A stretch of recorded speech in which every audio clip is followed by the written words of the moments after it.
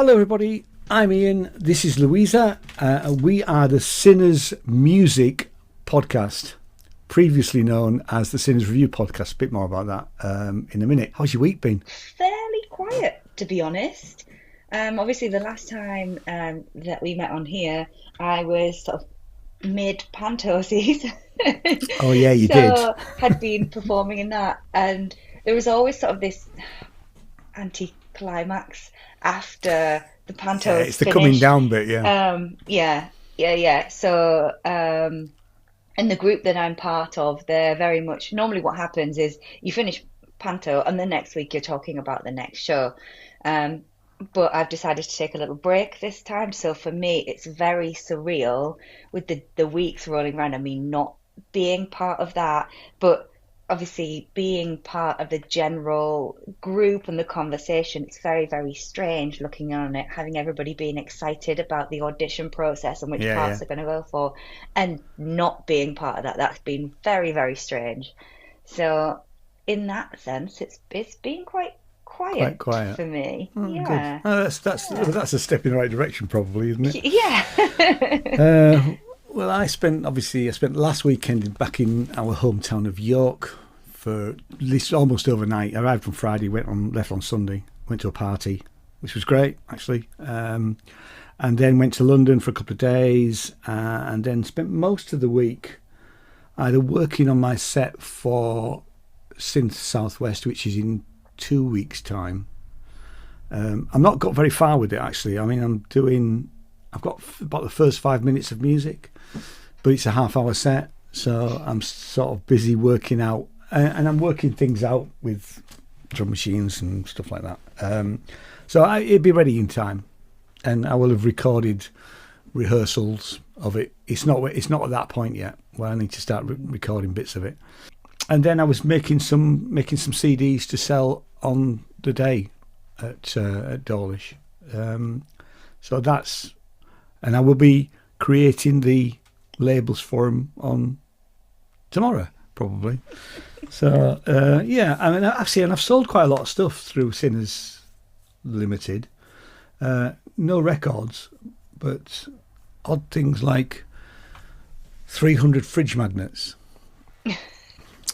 So the story there is that I buy things sometimes on auctions, but not eBay, on proper auctions, if you know what I mean. And the way that they work is what I bought a load of music, sheet music covers. That was what I actually bought. But as part of that came, I didn't know how many, but near enough 1,000 blank empty fridge magnets. So I thought that's all right, actually, because I'll make some fridge magnets, which I have done. And, so we've got a Sinners Music fridge magnet. But now I've sold 300 of them, which was like 100 quid, which pretty much paid for the whole auction.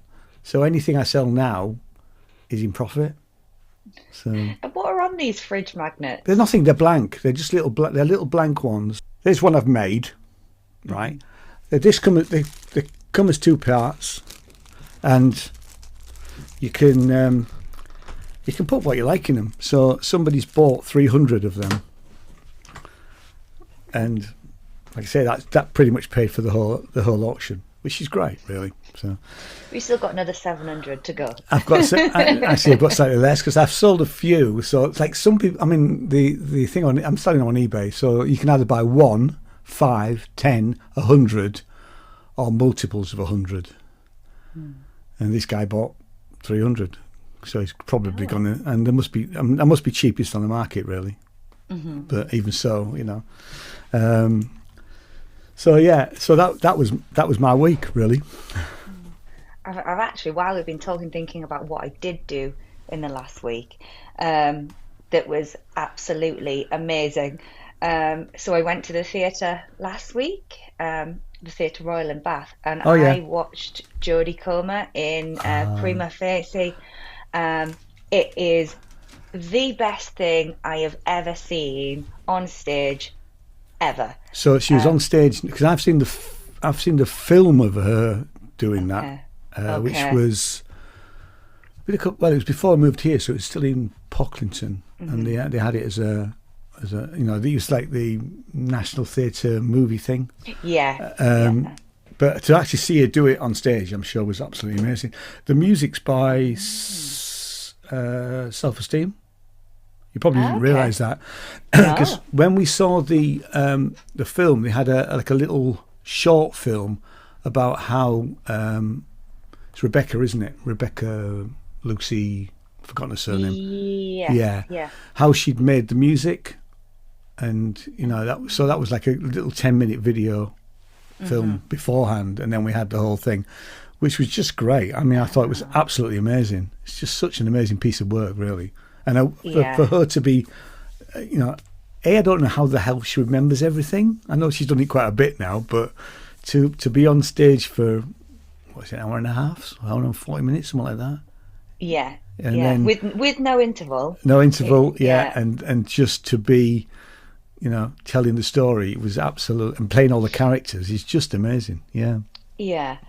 I mean, and obviously, I'm assuming it was the same when you saw it, but it's the rain, the sheer amount of water that comes down onto that stage, it just poured and poured, but like for 10 minutes at least, and there's a point where she goes off and she's obviously getting changed, and there's a countdown on in the background, but it's still poured with water, and at that point we're all kind of sitting there going, is it going to start raining? Yeah. But just I cannot explain it to anybody who hasn't seen it, just the power of her delivery of that, absolutely. And the way that she made you feel all of those emotions. I mean, I swear at the end, she looked directly into my eyes and I cried and I cried and I cried, and all the people with me cried. I'm crying now. But honestly, it was so emotional. And I don't think I'll ever feel the same way having seen it. It was phenomenal. I didn't know it was on, that she was actually doing it in Bath, because I'm sure Jane would have wanted to go see it again. But no, it's an amazing piece of work and definitely worth seeing for anybody that hasn't seen it. Even if you can't see it on stage, if you can see on screen, the film of it. Because the National Theatre do that. I don't think they're not doing it at the moment because she's touring it. And I was quite sniffy about sort of the National Theatre films right at the beginning, because they started in the pandemic. But actually, I've seen 2 or 3 of them now, and their production value from a film point of view is amazing. Oh, you lucky thing! That's fantastic. We've got so many other business from last time. So first of all, I think we said we're going to be monthly, but we're actually not going to do a monthly, because it does end up being 2 hours, which is quite long for anybody to sit and watch us talking. So they're going to be shorter. They're going to be hopefully 30 to 45 minutes, fingers crossed, and they're going to be every fortnight. And the reason we're changing the name is because it'll be a Sinners Review when we're doing reviews.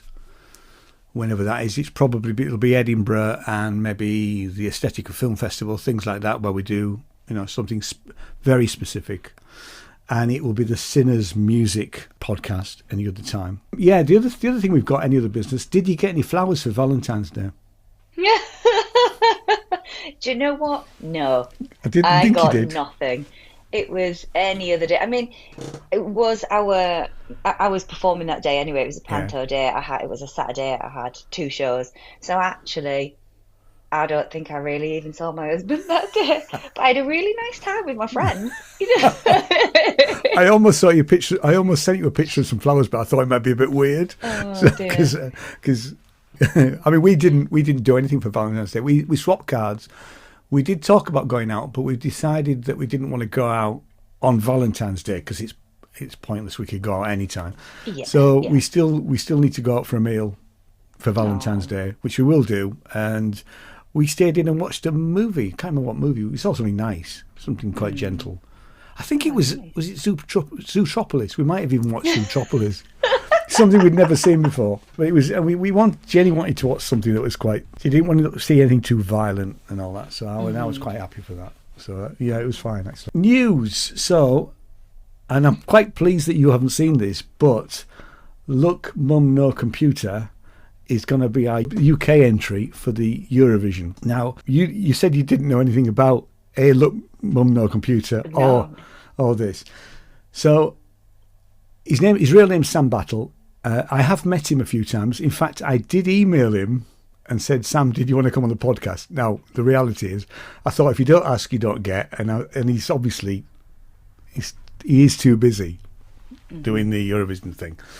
I'm going to play a bit of the video, which I know we're filming this for YouTube, but we're also, the audio version, you'll be able to hear probably the whole thing, because I can put it in, or I'll put a link down below. But certainly for YouTube, I will cut this. I'll cut the actual audio out, because we'll get a copyright strike for that. He's very eccentric. He does synthesizers, so he's an electronic musician.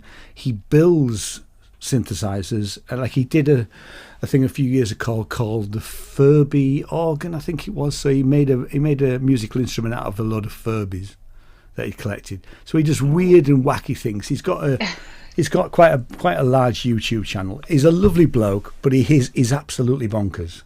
Okay, so I'm gonna get this. Explains why you know him.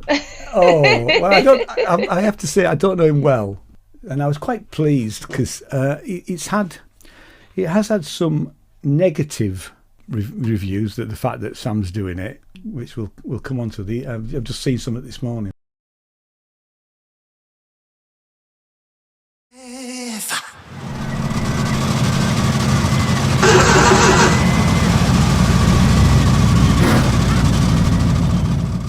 So you get the idea.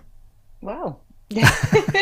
So it's very Eurovision, isn't it? It's very Eurovision, isn't it? I mean, I have to say I haven't watched Eurovision for a long time, because it seems there's all the political voting stuff that goes on in Eurovision. And a few years ago, I would go to Eurovision parties, which were always quite a fun thing to do and get together with a lot of friends. I don't think it'll win. I think it's very, very Eurovision in the sense of it being quite, how can I describe it? It's quite comedic in one sense. And that, to be fair, that is Sam. That's the sort of thing that he does. But he's quite serious about his music. I mean, he tours all over Europe. He's quite big in some of the European countries. So, and he will do things with synthesizers. He has a big modular system that he takes on tour, and people. I mean, he's done covers of songs literally and just done it on the spot and on stage in front of people. He's incredibly talented as a musician. I think it's incredibly catchy as well. But what was your take? Yeah. What was your take seeing it for the first time and not knowing anything about Look Mum No Computer? I don't know. I mean, to be honest, I just watched it and thought, well, yeah, this is about what you kind of expect from Eurovision these days. I guess Eurovision has become more about the theatrics, hasn't it? Absolutely. It's less about the actual singing. Absolutely, yeah. It's not really a song contest as such. I don't know. Maybe it is, but I don't know. It feels very theatrical, which I think we watch Eurovision for these days. I feel it's not always about the best vocals, the best singing voices. It is about the best overall performance. So I think it'd be really interesting from that video to see how that translates on stage and what he's going to do and how he's going to move about the stage, and what the production of it will be like. I think it'd be quite something. I mean, I didn't realise, and I've just looked this up. So I'll read this to you. I didn't realise that the BBC choose who does Eurovision these days, because it used to be a competition thing, didn't it? Yeah. And I've just looked up how is Eurovision chosen. It says the United Kingdom Eurovision entry is currently chosen through an internal selection process led by the BBC and BBC Studios, rather than a public vote. I mean, I have to say the public vote was never picking great songs, if I remember rightly, They collaborate with music industry experts, record labels and songwriters to select both the artist and song, aiming to find a competitive entry with broad appeal. Well, they've certainly. I think they've picked the right person there in terms of it being competitive with other Eurovision stuff.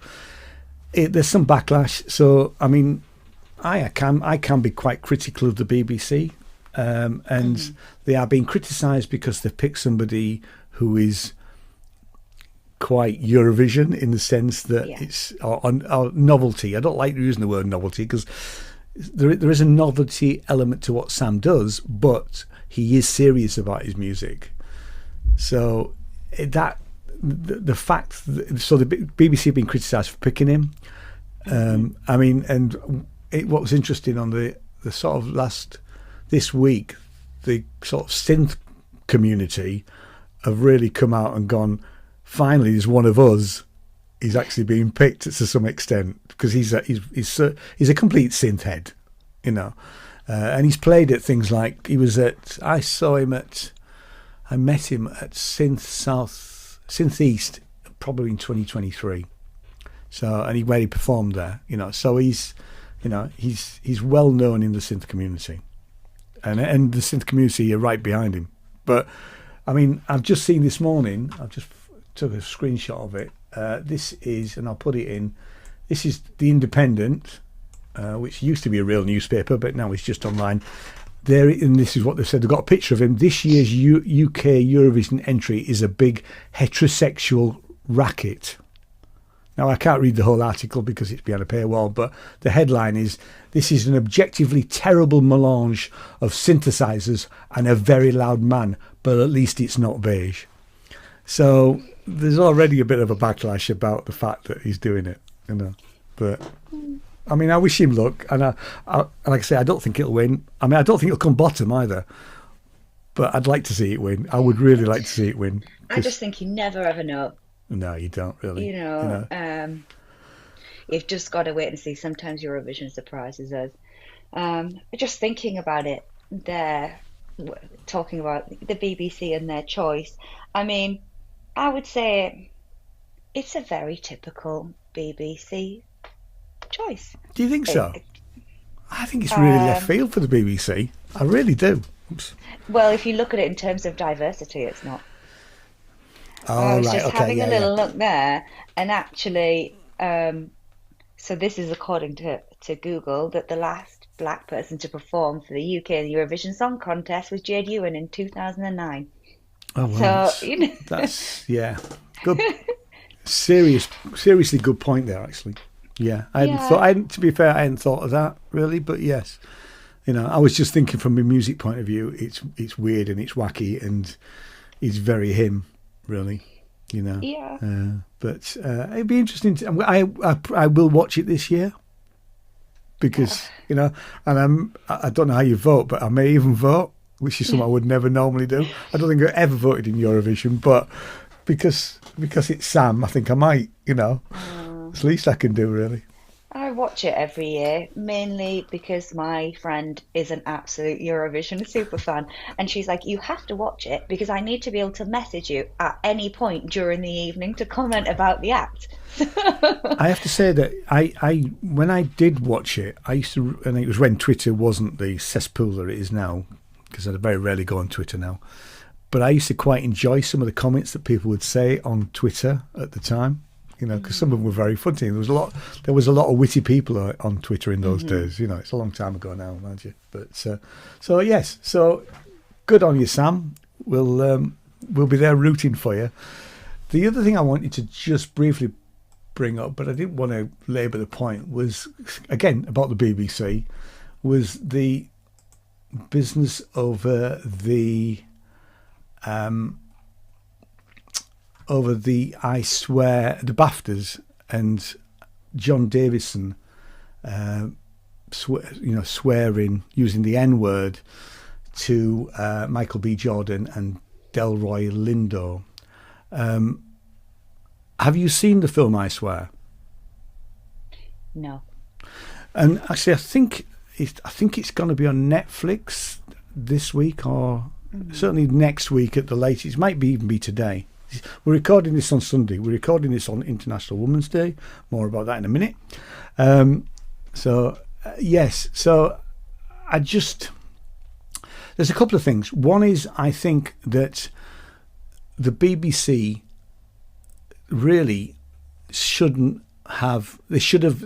There's a duty of care there, because John Davidson, who is an advocate for Tourette's, and has done more to make people aware of what Tourette's is like than anybody else. And obviously the film, I Swear, is about him. It's a brilliant film. It's funny, it's poignant, it's sad, it's amazing. And I'm glad that it won the BAFTAs that it won. He was worried that by the fact that he was sat so close to a microphone. Now, apparently Tourette's is it's not that he is racist. He has no choice over the things that come out when he has we'll call it a spasm, when Tourette's, when he says something. He was concerned with where he was sat. So there was that issue. BAFTA themselves didn't come and talk to Michael B. Jordan and Delroy Lindo afterwards, which is criminal. They should have at least come and had a word with them and, make sure that they felt okay. And the fact that the BBC let it go out without editing that out, knowing full well that John was in the audience with some of the other sufferers of Tourette's, because he wasn't alone, is just beyond belief. And then to make things worse, we've had Saturday Night Live in America doing a parody of people with Tourette's. And Jane had to stop listening to it. We will play it.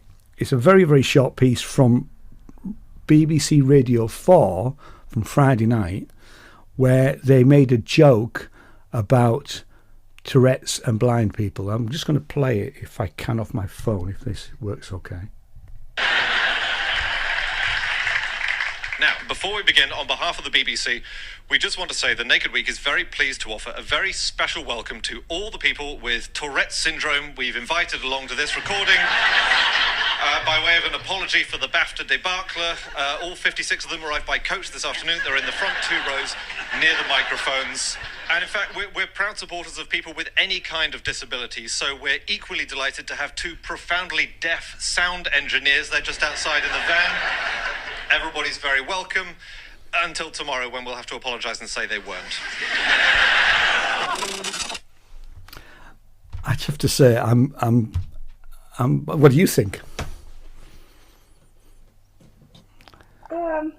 I don't know. It's supposed to be satire. Sorry, it's supposed to be satire. And I think that it is. It's actually, I guess, this was on BBC Radio 4. Radio 4 on Friday night and then repeated yesterday. So this is actually the host presenters having a dig at the BBC, I think, really, I just don't. I think it sends the wrong signal to and to make jokes about people with disabilities is just wrong. And they will argue that they're not, but they are. I don't know if anybody's complained about it, but I know that Jane turned it off, and I didn't know about it because Jane she said she was preparing tea. She said, I've had to turn the radio off because they've done this thing about the Tourette's. I guess the whole point that they were making with that is going back to what you said. The BBC seemed to make so many mistakes. Like, why did they invite somebody with Tourette's that they knew would probably have difficulties keeping the Tourette's in check during the show right next to a microphone? So I suppose in that sense, they are sort of having a satirical dig at the BBC. I don't understand the joke about the blind people, profoundly deaf. The deaf sound engineer. That's just bad taste. That just felt unnecessary. Yeah. But I didn't want to watch the Saturday Night Live thing, and it's about 6 minutes in total. I watched the first minute and a half. It just wasn't funny. It just wasn't. It was really just not on, really. And apparently it has been criticised quite a bit. So and I won't put the link down below, but people can go and find it on YouTube if they really want to. I do find that Saturday Night Live is a very different type of humour to what I think us as Brits are used to. And because I see clips all the time, and I just think I don't find any of it funny I at don't. all. I've never really watched them. I mean, I know the it's clips are there, but I think the show's struggling as well. I don't know how true that is, but it's not something that I would be interested in. But it's been going a very long time, hasn't it? Yeah. But so that was the news. A subtopic before we do our main topic. I think we should actually. We'll get there eventually. Yeah, sorry, we'll get there eventually. We'll get there eventually. We will, yeah. I did. I put out the Audiophile Radio Show, and what somebody pointed out to me the other week was that it's 20 years since I started Sinners Music. We didn't become a limited company until 2015, I think. Oh, no, 2012. Anyway, whenever we bought the music shop. But I actually thought it was quite a good idea in future ones that we actually look at a record that we've put out. And very briefly, I want to mention this. This was a band that I joined, although I didn't play on this record. This was put out in 2004, I think. So this was the Bloody Mary's original EP, but there's a song on there called Sinners, which is where I got the name from, because the first thing we properly put out was the Sinners, the Bloody Mary's, Ryan Schill and the Bloody Mary's album. But I thought it was worth mentioning that's where it sort of came from. I don't want to. I mean, you can't listen to this on streaming. You can only listen to this on CD, so you have no chance because you've not on a CD player. Who has a CD player? Me, actually. We've sold a few of our. I mean, I'm on the second run of our. I mean, let's face it, a run is six CDs. Okay. But I have had to make a second run of our EP, our single, because, and I think CDs are coming back. Vinyl's come back, and actually, I mean, believe it or not, people still buy cassettes, which I find quite a bizarre thing. That's very bizarre. Yeah. So, I mean, in future, we'll look at when we've got more time, and we maybe the weeks where we haven't got big subjects to talk about, we'll pick apart some of the music that Sinners Music has put out over the years, really. But that was 2005. It's only now available on our Bandcamp. There is only 7 copies left. So when they go, they've gone for good. And I think there's only about a dozen copies of the album left as well, actually. And the band never wanted me to put it out on streaming services, so that's why it's never appeared there. Ryan wasn't happy to do that, really. Although I have a bootleg. It's a live recording of us playing. I think it was the first show I played with them in Wakefield, and I've got quite a good recording of that. I might make that available to the people that actually subscribe to our Bandcamp. So those people might get that free of charge at some point when it's on a mini disc, so I have to take it off a mini disc and make it digital and probably remaster it and mess around with it. Never really took off, did they? They didn't, did they? You know. No. I had mini disc. I had a few mini disc recorders, because what I would do is I would use them to record rehearsals and things like that. And I think I don't know how it's ended up on a mini disc, but actually when I listened to it, I stumbled across it. It's on a mini disc that didn't have any label on it, and I've got a pile of mini discs, and I put it in one morning and thought, God, this is the Bloody Marys. It's the full show for about 45 minutes of us playing at this pub in. I'm pretty sure it was Wakefield. It's either Wakefield or Leeds, anyway. But yeah, so in future we will pick a record.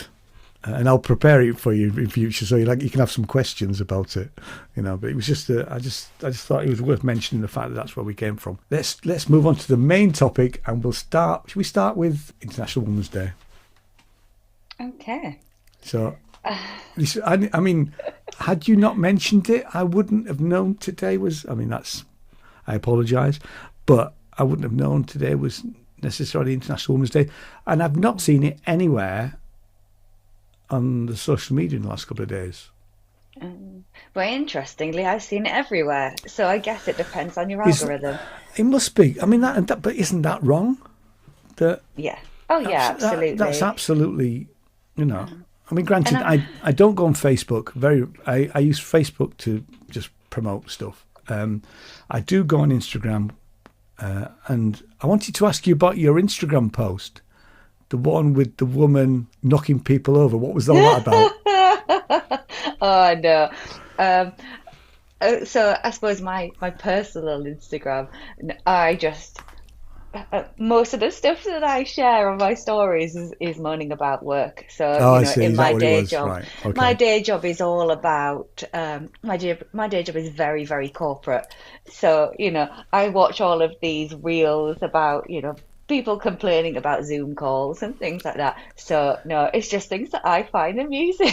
I see. Right. I mean, I should explain what I saw, because she looked like she was walking out of a charity shop. Oh, she was walking out of a shop with this lady. She threw a cup in the face of the lady behind the counter, pushed somebody else over, and threw a load of papers around and stormed out laughing. But yeah, I'm with it now.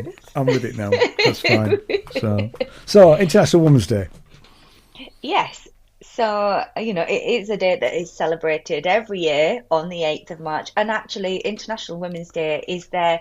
I suppose it's to help to promote equality for women, and there are a lot of subjects that people talk about. So, equality in the workplace. So I know a lot about International Women's Day through my employer, who, I do work for a large employer in Wiltshire, and they put on an awful lot of talks for staff. I mean, we have a women's network. There is quite a lot that they do for women, and they have different speakers coming in, especially during the month that International Women's Day falls in. Right. To and a lot of it, I suppose, is focused on the world of work of women, but about inequalities, talking a lot about women's safety, and the idea is kind of around International Women's Day is about, I say, raising equality, but also making people aware, of the statistics of sort of, violence towards women and things like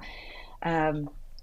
Just this weekend, there was a huge walk that went on in Melksham, which is a town close to me in Wiltshire, that was run by a charity called Fear Free, who are a sort of domestic abuse charity. So they support female victims of domestic abuse, although some men too, but mainly women of domestic abuse, helping them like from a safety perspective to get into places of safety, but also a lot of one-to-one support with sort of the mental health aspect and helping them to do that. And they did a big walk here in Melksham to raise awareness and funding for female charities.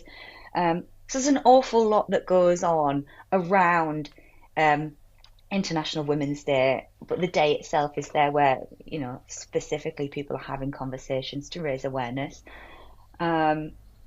I know we're going to have a chat today, and I'll probably sort of stop talking a little bit and bring it in later, because that's cool. I'll bring you through the whole thing.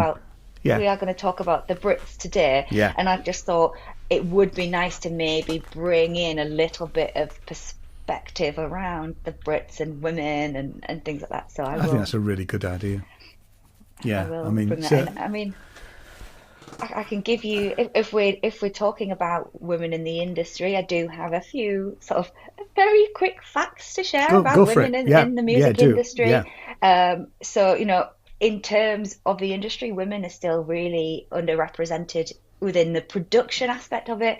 So sort of globally, between sort of 2 and 5% of music producers are women.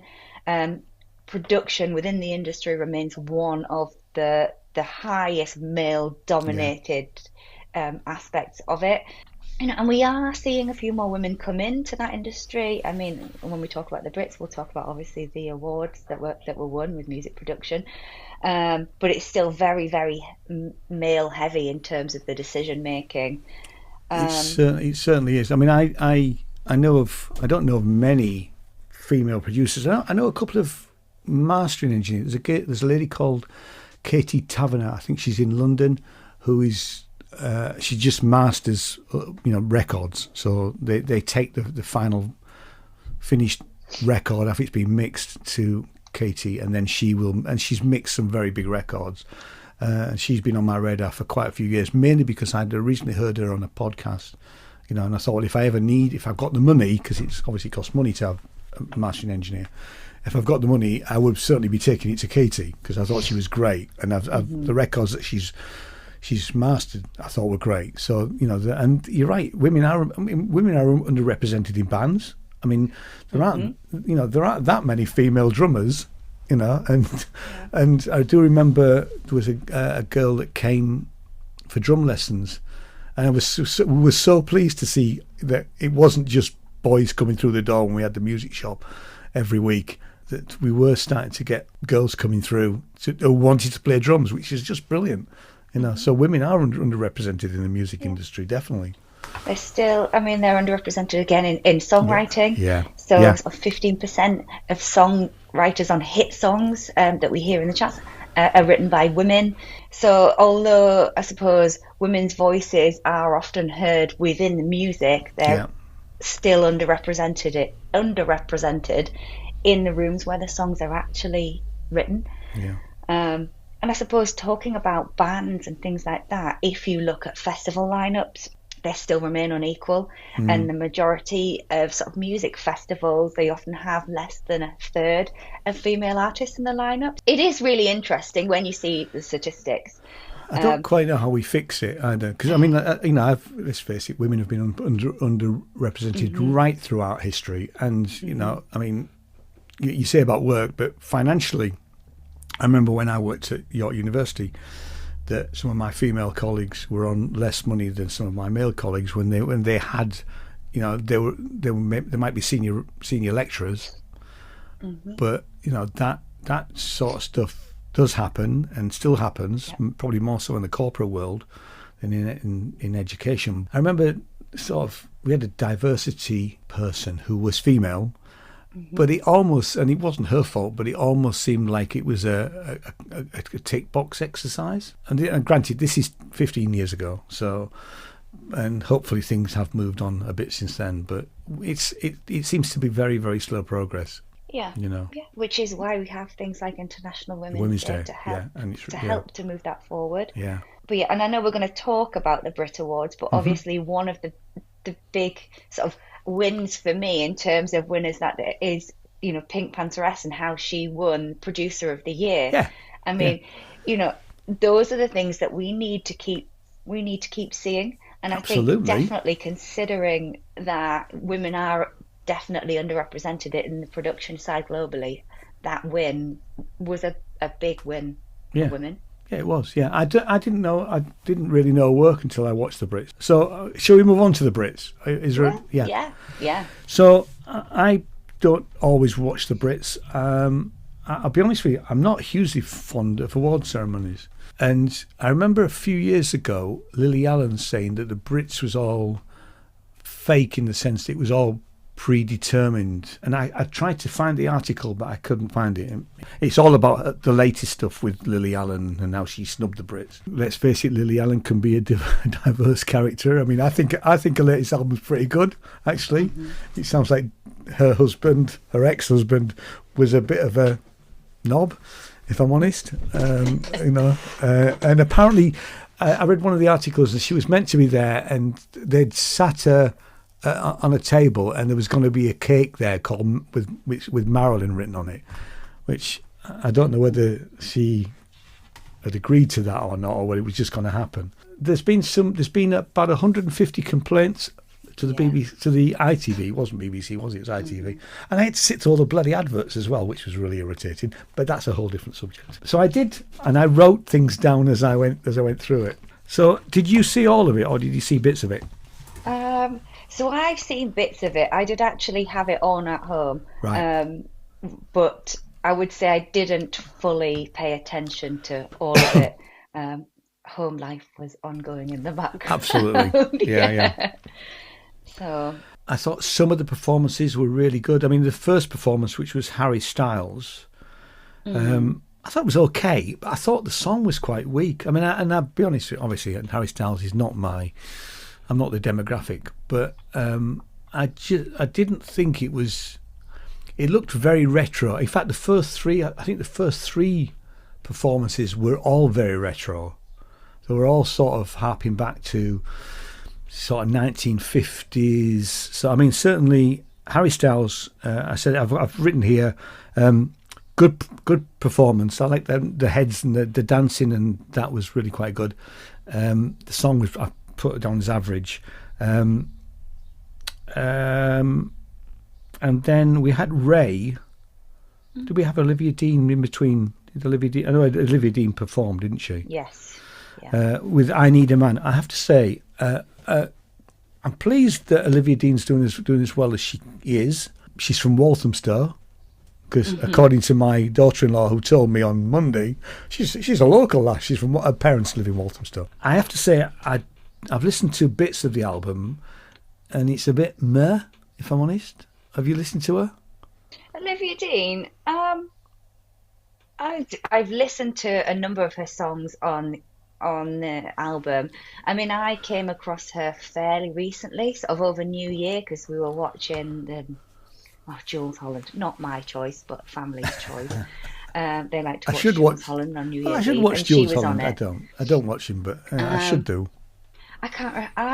I warmed to her because she performed a song on Jules Holland's show, and then when he talked about it afterwards, what really warmed me to it is that she talked actually about how difficult that song was to sing, and how, with hindsight, she wished she hadn't picked it. Oh, right. I'm that kind of person. I think that's why I really warmed to her, because I wish her all the best, because I think she's got a great voice. I do like her voice. I just thought that, and I haven't listened to the whole album. I know that she's been number one in Australia for weeks and weeks and weeks, because on the Saturday podcast that I do, the Synth Geekery show, I always have a section which is what's happened on this day, and we always look at the charts at the end of that section. So her album's been number one, and the single's been number one for literally about at least 7 weeks. And I did look up as to who had written the song. She's involved in writing the song, but it is songs by committee, and that always bothers me, that there's 5 or 6 people writing the songs. Songs by committee for me don't work. 2 people writing a song, fair enough, but once you get more than 2 people writing the song, everybody's trying to get their little bit into the song because they want the money if it's going to be a hit, really. Yeah. And she's not alone. I mean, Charlie XCX's Brat album was full of people. It has, one of the songs had something like 10 people had written the song. So it'll be, I need to get my line in here because then I'll get my share of the royalties, which always strikes me as a bit meh. And I thought Ray did a medley of 2 songs. You probably didn't notice that.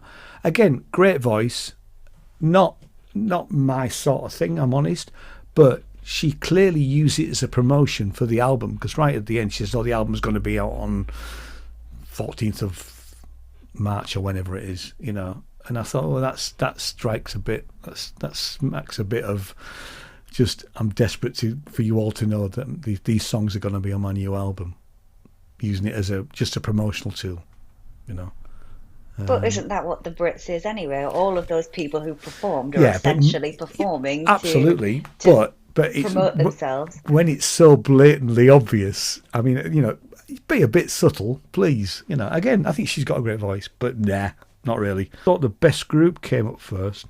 Oh, best song. We had best song. Quite a while. That was a collaboration with Sam Fender, wasn't it? Yes, it was.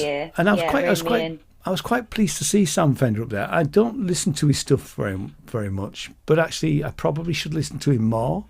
I think he's really down to earth. I loved how he came on when they won the award, and he started talking about how he'd spoken to Olivia about whether, if they won, did she want to speak, and she'd said no. But it was just, do you know what? He was just your typical Geordie.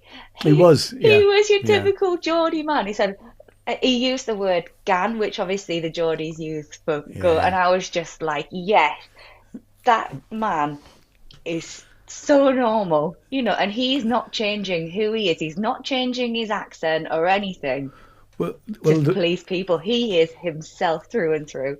and clearly he's. I mean, like I say, I don't know a lot about him. I did actually listen to it because there's a really good podcast called Song Exploder where they analyse a song, and he was on. It was probably back in the last year because I'm like months behind. But I listened to the song, and he was saying that most of the band have been with him since before he was famous, before he had hits. So he's been going for 10 years plus, and most of the people there are people from up north. They're from Newcastle area, the Tyneside, and I love that. I love the fact that he hasn't forgotten his roots, and he's just I should actually start listening to his albums, and I probably will at some point, because other people have said to me, you need to listen to Sam Fender, he's great, and I think he is. What I've heard I've really enjoyed and really liked. I just need to sort of get behind listening to him really. So yes, so that was best song, wasn't it? And then we had best group, which I was pleased to see was Wolf Alice. Yeah. I've got the first two albums. I haven't listened to the album that won, so I would listen to it. And I quite liked their performance with the sofa thing. Did you see that? Yes, yeah. It was weird. Yeah, that's what I quite liked that about it. I thought it was really weird, but it was great actually. Yeah. You're not something convinced. Different. Yeah. Was it my favourite? Absolutely not. But I would say not many of them that performed are songs that I would choose to listen to over and over. But I suppose, the theatrics of it were pretty good. And the timings of it all, I suppose. Yeah. I thought that was a very well polished performance. It looked very weird, but it was clearly very, very well rehearsed, very well polished, because their timing was really great. Yeah. So I will listen to the Wolf Alice album. I will listen to more Sam Fender. My couple of criticisms. We had the politics table. Did you see that bit where they muted the joke? A joke, and it wasn't just for bad language. They also muted. I think somebody stood up and got their award and said F ICE and Free Palestine, and they muted. Oh yeah. They muted that. Well, I think they were really the general kind of theme that came out of this year's Brits is that the editing of it was very, very safe, wasn't it? There was an awful lot that was muted, a lot that was edited out. Yeah. So kind of the Brits especially has been one of, it's a place of self-expression, and I think to mute it so much, I do wonder whether the additional editing and muting was as a result of what had happened with the BAFTAs. With the BAFTAs. Yeah, maybe. Yeah. Maybe. Yeah, they don't. Yeah, they want it to be completely safe. Yeah. I suppose I was going to say there's kind of that attitude of we're prioritising sort of safety, brand safety, and focusing on compliance with sort of strict rules about what you can and can't say, rather than it being kind of an authentic, bit of work, I suppose. I don't know.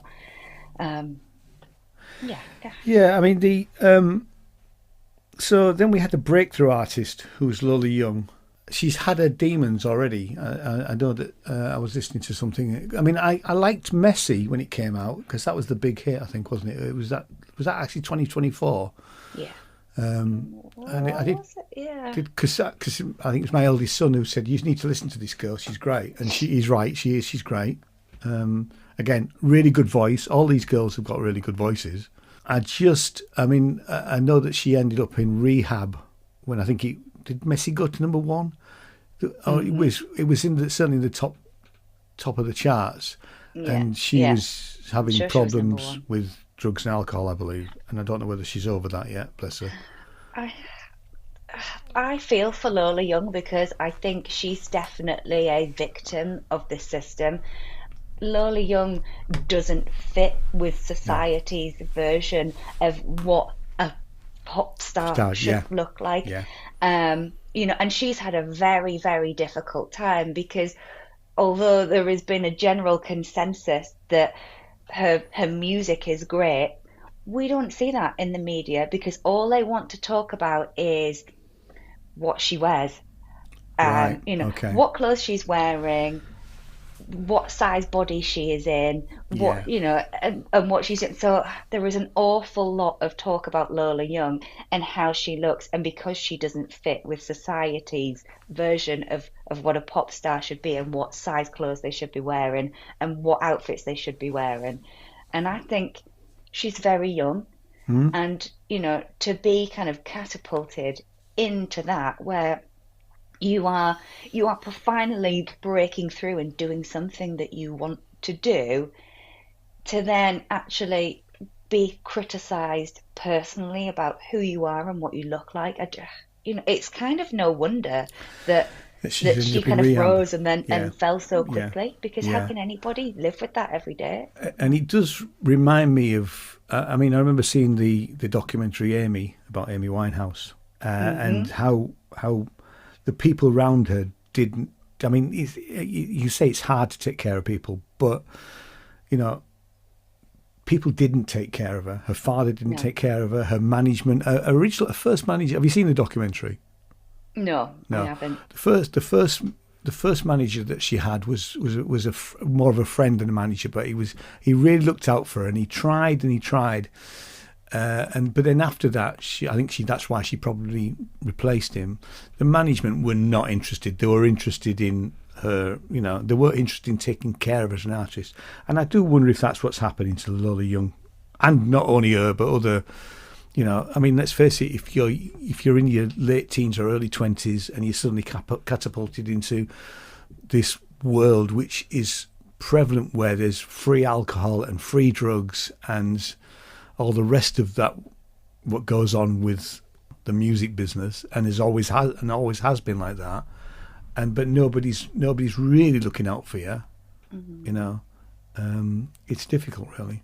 You know, and then if all you're reading online is negative comments about what how you look, like, then exactly, you know. So it was good to see her there, to be honest. Yeah, I mean, you know, she's gone a bit quiet. It was good to see her there, and hopefully, you know, she will start to kind of tackle those demons and bring out some more great music this year. Yeah. I mean, I don't think most of her music is for me, if I'm honest, but that's not to say that it's not good, really. It's just it wouldn't be quite what I would normally listen to. I will give her a listen, certainly, you know, but she doesn't quite get me excited in terms of music, if I'm honest. Then we had the international song, which was Rosalita with Bruno Mars. Now, I knew nothing about Rosalita until I saw her perform. And I went, oh my God, she's amazing. And I do need to listen to the album. I know it's sort of weird opera crossover. I mean, I want to know more about her, because I thought she was the outstanding thing in the Brits. Like you say, a lot of it was safe up until that point. She was wacky, and it was slightly weird, which I always quite like. But I just thought, I certainly need to check you out, because I think I need to listen to the album. And the fact she sings in Spanish, I don't think that matters at all. I think it's fine. If Justin Bieber can do it. Can he? Does he? Justin Bieber can do. Oh, he has done. Yeah, in songs he sang Despacito. You know, definitely not on my radar. That guy. So, and then we had an international group who I've never heard of, Geese. No, I hadn't heard of them either. No, I mean, and then we had performance by Alex Warren, which I have to say, that song, the Ordinary song. I mean, I think again, guy with a decent voice. He's got a really good voice. Song's okay, if I'm honest. It's very, very popular. But incredibly popular. It's been in the charts for forever, you know. And he had James Blunt on piano, which was quite funny. I mean, I quite like James. I have a soft spot for James Blunt. And it's not a recommendation, but we'll get to recommendations. But if you can, see the the James Blunt documentary. I think he was on Netflix.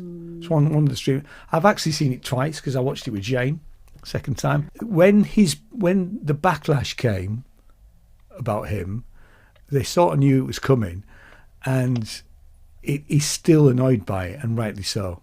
Yeah. Because his music, I mean, I've got the it's Back to Bedlam, isn't it? The big album. I've got that, and I've actually also got his live album. The songs are great. They're really good pop songs. And the way that he approached it, by his management didn't want him to take to Twitter to actually parody himself, but good on him. Shows he's, but he does annoy him. The way that the media really were going at him, all guns blazing, really. But, absolutely. What was your, I suppose, if we were to sort of sum up the Brits, what was your favourite performance then? My favourite performance was definitely Rosalita. I thought she was amazing. I thought it was absolutely stunning. A couple of negatives. Everybody kept coming out going, Manchester, make some noise. I mean, I'm thinking, for God's sake, shut up. Yes, we know it's in Manchester, but like almost everybody came out and did that. There was a bit where when Rosalita won International Artist, it looked like CMAT was crying. I don't know whether that's true or not, really. And obviously there was the guy who attacked Samba, which looked like it was a joke, but apparently it wasn't. He did really push him off the little thing, which the main thing that sort of bothered me was how Kelly Osbourne looked when they were doing the Lifetime thing for Ozzy. She looked skeletal, poor girl. Did you see that bit? I did, yes. But without wanting to sound negative, I don't want to talk about, especially on International Women's Day, about any woman's appearance. Yeah, I mean, she has been trolled quite a bit. Yes. Since it, which is wrong. I hope that she gets herself, that she's able to sort her life out, really. Because I don't know whether it's Olympic or what it is, really, or anyway. But the best thing for me was definitely Rosalita. Mm-hmm. And would I watch the Brits again? Maybe not. Really, I haven't watched it for a few years. Nothing. I mean, I was listening to a podcast. It was the Rest of Entertainment. They said it's the best, and this is partly why I went back and watched it. It was the best Brits ever, and I'm thinking, no, it wasn't. It was pretty safe and pretty ordinary, really, with 2 or 3 quite good performances. Anyway, some old bloke bagging on. But what was your best thing? And that's been really difficult. I'm not sure that I can pinpoint it. I mean, there was one thing that I will say is that, and I know you're not sure how you feel about Olivia Dean, but her performance of the Man I Need, which I think that's the song she sang. Yeah. I don't know if you've noticed it, but I noticed it was in stark contrast to a lot of other people. There wasn't a big production. No, there wasn't. It was her on stage singing her song herself. You saw little bits of kind of the band and things, but I loved that because I thought, yes, you've come out here and you have just shown that you don't need all of this. You have your voice, and that is enough. And that I felt quite empowered by that as a woman. I think she's got a great voice. Actually, I just think the song needs to, that's the song needs to be better. That's not a great song, in my opinion. Other opinions are available. Really. Are we done with the Brits then? We are. Recommendations. Well, I think I've already said mine at the beginning, which is Prima Facie. Watch it. So mine, I have 3 very quickly. There's a film it's about 40 minutes and it's now finally appeared on YouTube. I saw it about 2 or 3 years ago. It's a mini documentary about a rap band from London called My Bad Sister. Our first gig was when we were 3. Usually every weekend we're flying off to do a gig. Are you ready for My Bad Sister? This is a hit. I slipped off the dish massively. Now it's gig time again.